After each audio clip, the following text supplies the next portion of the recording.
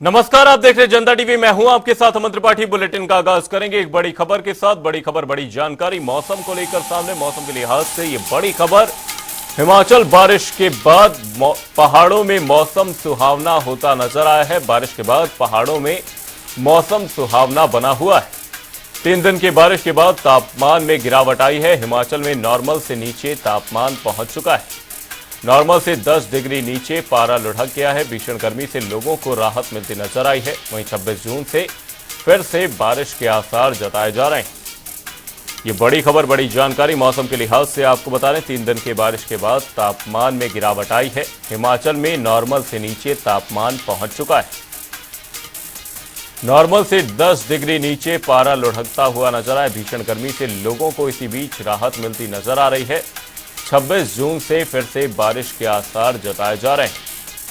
वहीं बारिश के बाद पहाड़ों में मौसम लगातार सुहावना देखा जा रहा है। 3 दिन के बारिश के बाद तापमान में गिरावट दर्ज की गई।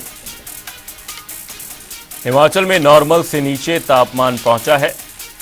10 डिग्री नीचे पारा लुढ़कता हुआ नजर आया। भीषण गर्मी से लोगों को इसी बीच राहत मिलती नजर आ रही। वहीं 26 जून से फिर से बारिश के आसार जताए जा रहे हैं। ये बड़ी खबर, बड़ी जानकारी। बारिश के बाद पहाड़ों में मौसम सुहावना बना हुआ है। 3 दिन की बारिश के बाद तापमान में गिरावट दर्ज की जा रही। वहीं हिमाचल में तापमान नॉर्मल से नीचे पहुंचा है। नॉर्मल से 10 डिग्री नीचे पारा लुढ़कता हुआ नजर आ रहा है। वहीं इसी बीच भीषण गर्मी से लोगों को राहत मिलती हुई नजर आ रही है। 26 जून से फिर से बारिश के आसार जताए जा रहे हैं। बारिश के बाद पहाड़ों में मौसम सुहावना बना हुआ है। 3 दिन के बारिश के बाद तापमान में गिरावट देखी जा रही। जहां बीते दिनों पहाड़ों में भी गर्मी का एहसास देखने को मिल रहा था, बीते 3 दिनों से मौसम में कुछ बदलाव आया है। बारिश के चलते तापमान में गिरावट नजर आई।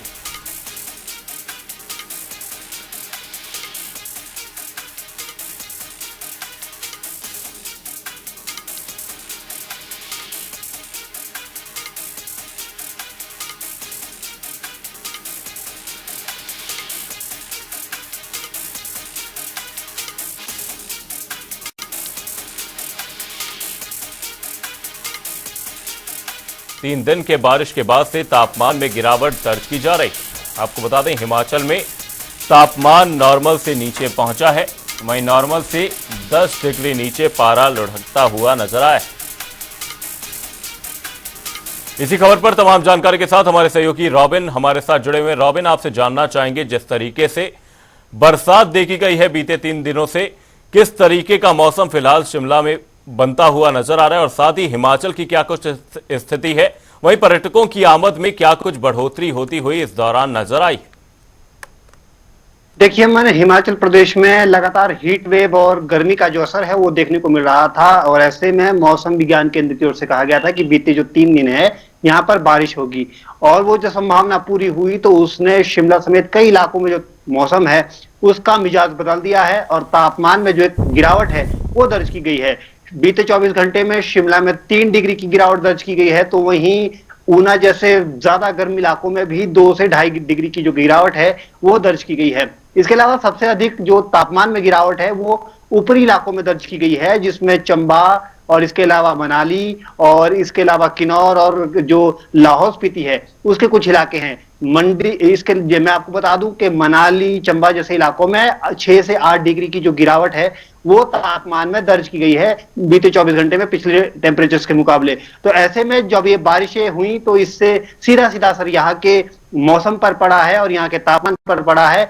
ऐसे में स्थानीयों के लिए भी एक खुशखबरी है क्योंकि वो भी लगातार इस जो गर्मी है और हीट वेव है इससे परेशान थे और ऐसे में जब यहाँ तापमान गिरा तो उन्होंने भी थोड़ी राहत की सांस ली। वहीं दूसरी ओर इसका सबसे ज्यादा प्रभाव अब पर्यटकों पर भी देखने को मिल रहा है।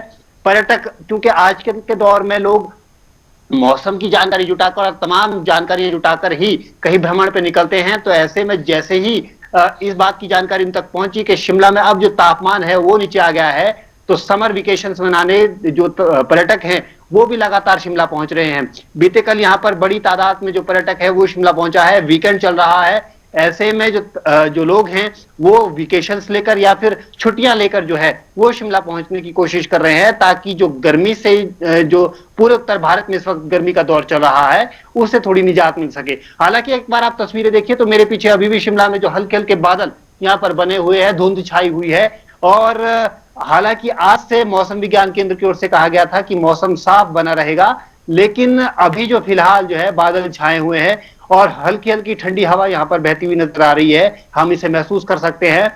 और इसके अलावा जो सबसे बड़ी बात है कि आने वाले दिन, क्योंकि मौसम विज्ञान केंद्र की ओर से कहा गया था कि अगले 2 दिनों में प्रदेश में जो मौसम है वो साफ बना रहेगा, लेकिन 26 तारीख के आसपास एक बार फिर जो है बारिशें शुरू होगी, क्योंकि प्री मानसून लगभग एंटर कर चुका है।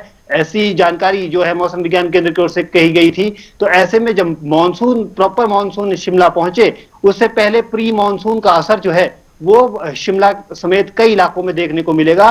और इससे जो तापमान पिछले दिनों बढ़ा हुआ नजर आ रहा था, उसमें भी कहीं ना कहीं गिरावट नजर आएगी। और चाहे बात स्थानीयों की हो, चाहे बात इसके अलावा पर्यटकों की हो, तमाम लोगों के लिए जो है ये एक राहत की खुशखबरी, राहत की बात होगी।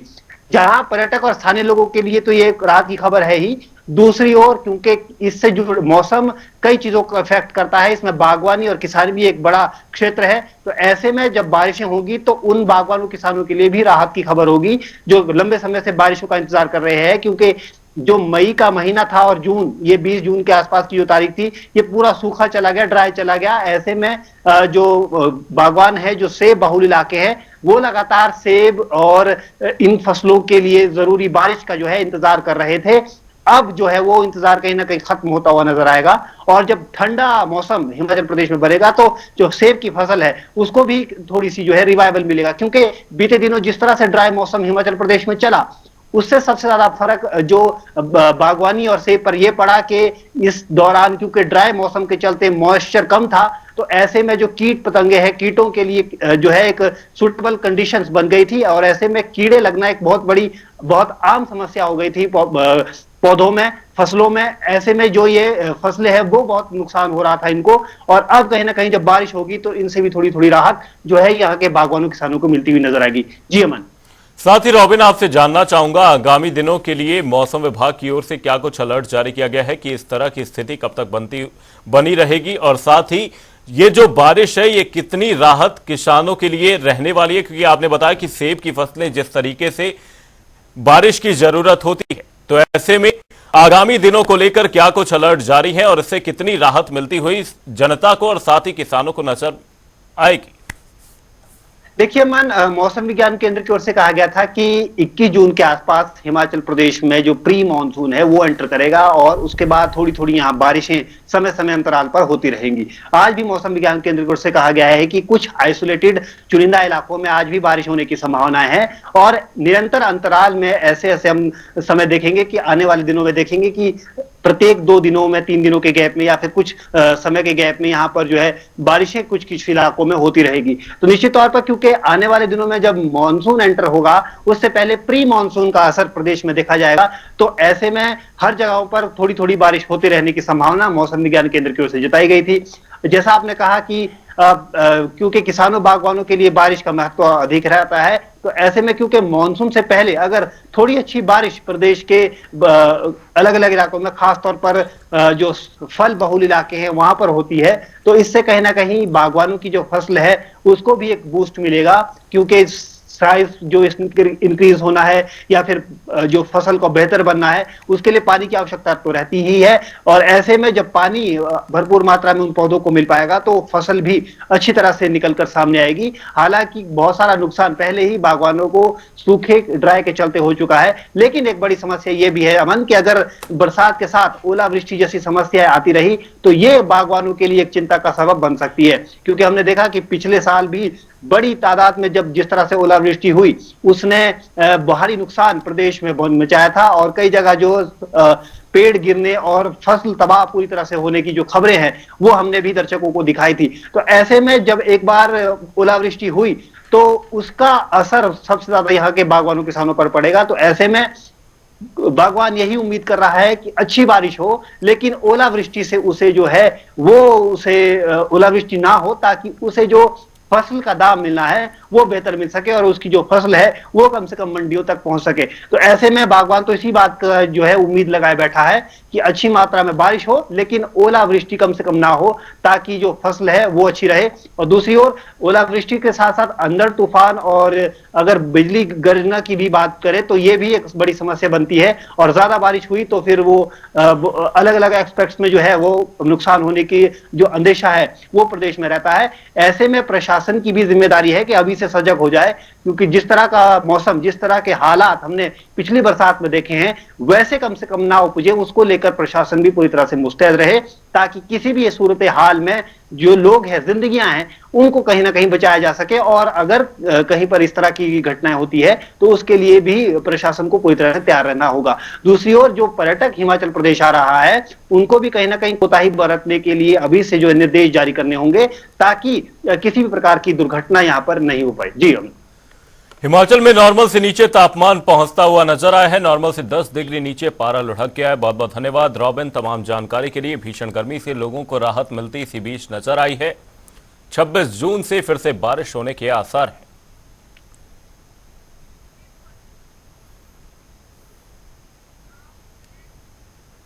नालागढ़ विधानसभा क्षेत्र में 10 जुलाई को उपचुनाव होने वाले हैं, जिसको लेकर क्षेत्र में भीषण गर्मी के साथ साथ राजनीतिक सरगर्मियां भी तेज हो चुकी हैं।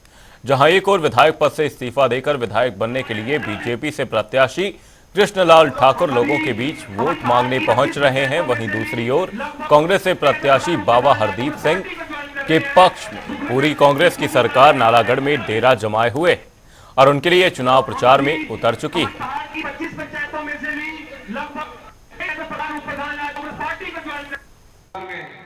नालागढ़ विकास में जो भी हरदीप बाबा लेकर आएगा कोई कभी नहीं छोड़ी जाएगी। बस मैं यह प्रार्थना करने आया हूँ। विकास की बातें तो हम 45 डिग्री या 30 डिग्री टेम्परेचर होगा, कितना है? 45। जोर से बोल रहे हैं। मैं सिर्फ आज इतना अनुरोध करने आया हूँ, ये 3 बाई इलेक्शन नहीं है। मुद्दा तो है, आप चुन के भेजेंगे तो पहला काम मेरा होगा स्वास्थ्य सुविधा के लिए अस्पताल जो है, चाहे सरकार मदद करे उसमें, उस तरीके से अगर नहीं कोई मदद करेगा तो पूरे इलाके की जनता को समाज सेवा के जरिए मैं अपने पूरे इलाके को इकट्ठा करके जगह मैंने चिन्हित कर ली है। हमारे पास जगह चौकीवाड़ा में है, उसमें बिल्डिंग भी बनी हुई है। पूरे इलाके को एक ऐसा बहुत बड़ा अस्पताल बना के समाज सेवा के जरिए लोगों की झोली में डालूंगा, चरणों में अर्पित करूंगा अपने इस देवतुल्य जनता के, ताकि जो हमारी गरीब जनता है वो किसी तरह से अपने इलाज के लिए जिसकी समर्था नहीं भी है वो वांझी ना रहे।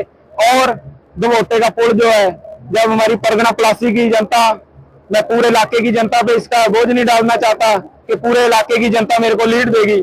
मैं तो सिर्फ यही कहता हूं जो इस पुल के साथ जुड़े हुए हैं, परगना प्लासी की, दमोटे से लेके नालागढ़ तक, दमोटे से लेके चिड़ियाल तक, दमोटे से लेके टेरोवाल तक, बाया बसोट होते हुए जितना इलाका है, जितनी इसकी पंचायतें हैं, जितने इसके बूथ हैं, इन सभी बूथों पे आप मुझे पहले नंबर पर ले आओ, अपना ऐसा आशीर्वाद दो ताकि मैं आपका जो दमोटे वाला पुल है रिजल्ट के 10वें दिन इसका सारे इलाके के लोगों को इकट्ठा करके समाज सेवा के जरिए इसको बना के आपकी झोली में डालूंगा।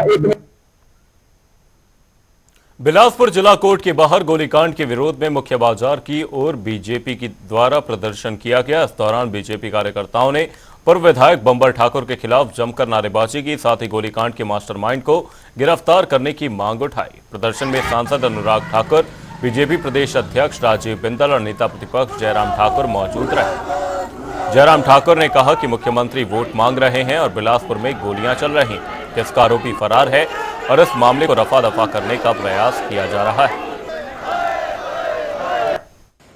देखिए, ये घटना जो घटित हुई है ये बहुत गंभीर तरह की है और इसको गंभीरता से भारतीय जनता पार्टी ने तो लिया ही है, पूरे प्रदेश में लिया। इसलिए पार्टी की ओर से हमारे अध्यक्ष जी, अनुराग जी और सारे यहाँ इस जिला के माननीय विधायक, पूर्व विधायक सब लोग आज एकत्रित हुए ताकि इस गंभीर विषय पर सरकार भी गंभीर हो सके। गोली चली है और जुडिशियल कॉम्प्लेक्स में चली है, दिन दिहाड़े चली है, और जो गोली चलाने वालों का जो कनेक्शन जिस प्रकार से निकल रहा है, क्योंकि उसमें इन्वेस्टिगेशन की प्रोसेस अभी तक चली है, वो अभी तक जो चीज़ें उसमें से निकल के आ रही है कि यहाँ के पूर्व विधायक के पुत्र उसमें संलिप्त है, जो कि अभी तक गायब है, एब्सकॉन्डिंग है।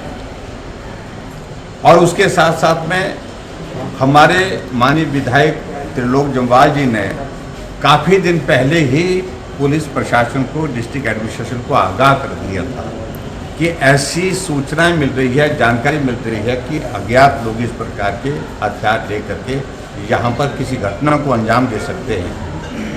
ऐसी बातें चल रही थी, लेकिन उसके बावजूद भी कोई उस पर जो आरोपी है, जिनके ऊपर आरोप है, वो कांग्रेस का झंडा लेकर के बिलासपुर पे मार्च कर रहे हैं और बता रहे हैं कि कांग्रेस ने ये सब कुछ किया है। बड़े बड़े झंडे हैं, 4-4 फुट के झंडे हैं, वो बता रहे हैं कि कांग्रेस कर रही है। मुख्यमंत्री की नाक के नीचे उसके इशारे के ऊपर हो रहा है। बंबर ठाकुर तो सिर्फ एक मोहरा है, असली तो शिमला में कारगुजारी हो रही है। साथियों, ये बंबर ठाकुर नहीं है, ये चिट्टे का धंधा, हिमाचल प्रदेश को बर्बाद करने का धंधा, ये गोलियों की खनखनाहट, ये हिमाचल प्रदेश की शांति और यहाँ की बहबूदी को समाप्त करने का काम है। अरे बताइए, कांग्रेस के लोगों को किसने कहा तुम झंडा उठा करके चलो, हम इस हत्या के पीछे नहीं है? अरे चोर खुद ही आ गया, बोले हम नहीं है, हम नहीं है।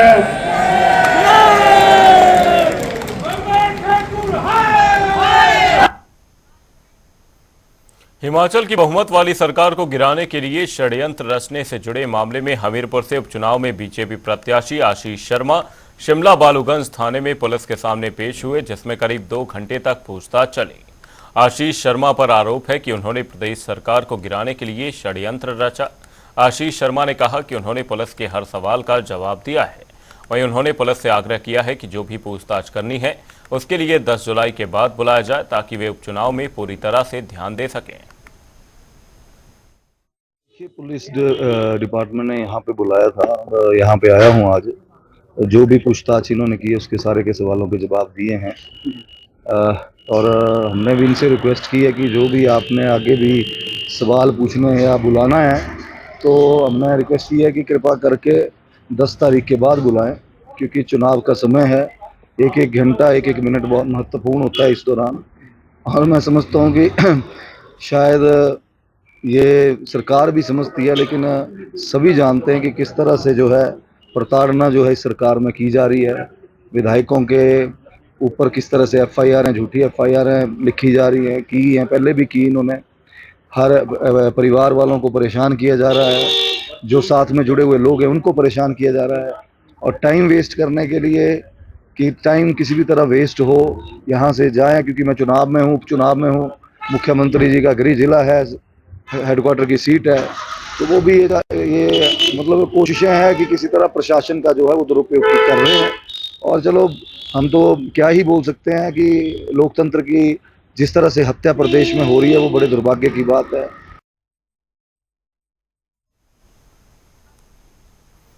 हमीरपुर में जिला स्तरीय मासिक समीक्षा बैठक का आयोजन किया गया। बैठक की अध्यक्षता मुख्य चिकित्सा अधिकारी डॉक्टर RK अग्निहोत्री ने की, जिसमें जिला स्वास्थ्य अधिकारी डॉक्टर संजय जगोता समेत कई मैनेजर उपस्थित रहे।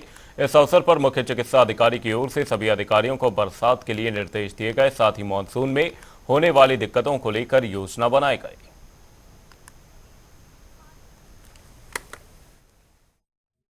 क्योंकि मंथली मीटिंग जो हमारा हर महीने होती है, और इसमें हमारे पास ब्लॉक मेडिकल ऑफिसर आते हैं, साथ में ब्लॉक अकाउंटेंट्स होते हैं, ब्लॉक सुपरवाइज़र होते हैं और हेल्थ एजुकेटर्स, इसके साथ साथ हमारे डेटा एंट्री ऑपरेटर्स डिस्ट्रिक्ट से भी, यहाँ पे भी हमारे ऑफिस से भी और ब्लॉक से भी। इसमें जो है कम्प्रीहेंसिव रिव्यू होता है हमारा, जो स्टेट लेवल के जो एजेंडा पॉइंट होते हैं सारे डिस्कस किए जाते हैं, और जिसमें मुख्यतः हमारा जो है मातृ एवं शिशु सेवाएं जो हैं उनको किस तरह से सुदृढ़ किया जाए। सोलन के थोड़ो मैदान में 2 दिवसीय कबड्डी प्रतियोगिता का आयोजन किया जा रहा है, जिसमें समूचे प्रदेश से आमंत्रित टीमें भाग ले रही हैं। जूनियर वर्ग के कबड्डी प्रतियोगिता का आयोजन किया गया, जिसमें करीबन 12 टीमों ने भाग लिया। पहला मैच नारकंडा और भोजनगर की टीम के बीच खेला गया। खिलाड़ियों ने बेहद ऊर्जा और खेल भावना के साथ प्रतियोगिता में भाग लिया। जूनियर वर्ग के खिलाड़ियों ने पेशेवर खिलाड़ियों की तरह प्रतियोगिता में एक दूसरे को टक्कर दी, जिसका दर्शकों ने जमकर लुत्फ उठाया। कबड्डी प्रतियोगिता करवाई जा रही है। इसमें हमारे खासकर मेनली जूनियर कैटेगरी जिसका वेट 60 किलो होगा और सीनियर ओपन मेंस और जूनियर का रहेगा। सीनियर का जो प्राइस है वो 31,000 विनर का है और 21,000 रनर्स अप का है। और उसमें जो आपका सेकंड जो इवेंट है वो जूनियर का है 60 किलोग्राम वर्ग का।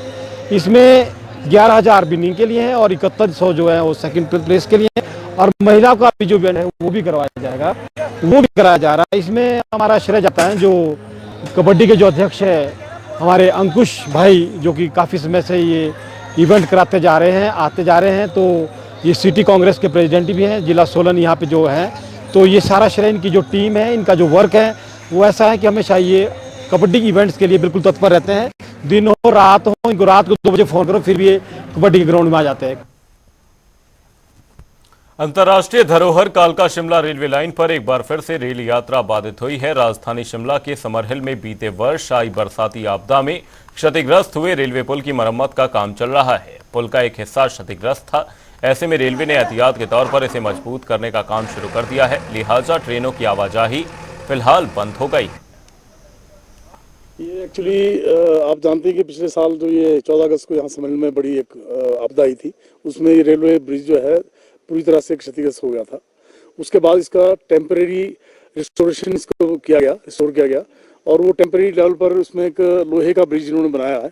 अभी उसमें कुछ हल्की सी कोने में खराबी आ चुकी है और उसकी वजह से टेक्निकली व्यू से इन्होंने जो उसको बंद किया है। पर उसमें अभी इन्होंने एक नया काम भी शुरू कर दिया कि जिसको आरसीसी करना चाह रहे हैं कि आरसीसी ब्रिज बनेगा, पक्का बनेगा। इस बुलेटिन में फिलहाल के लिए सिर्फ इतना, कहीं जाएगा नहीं। जनता डी पर खबरों का सिलसिला रहेगा जारी। तब तक के लिए नमस्कार।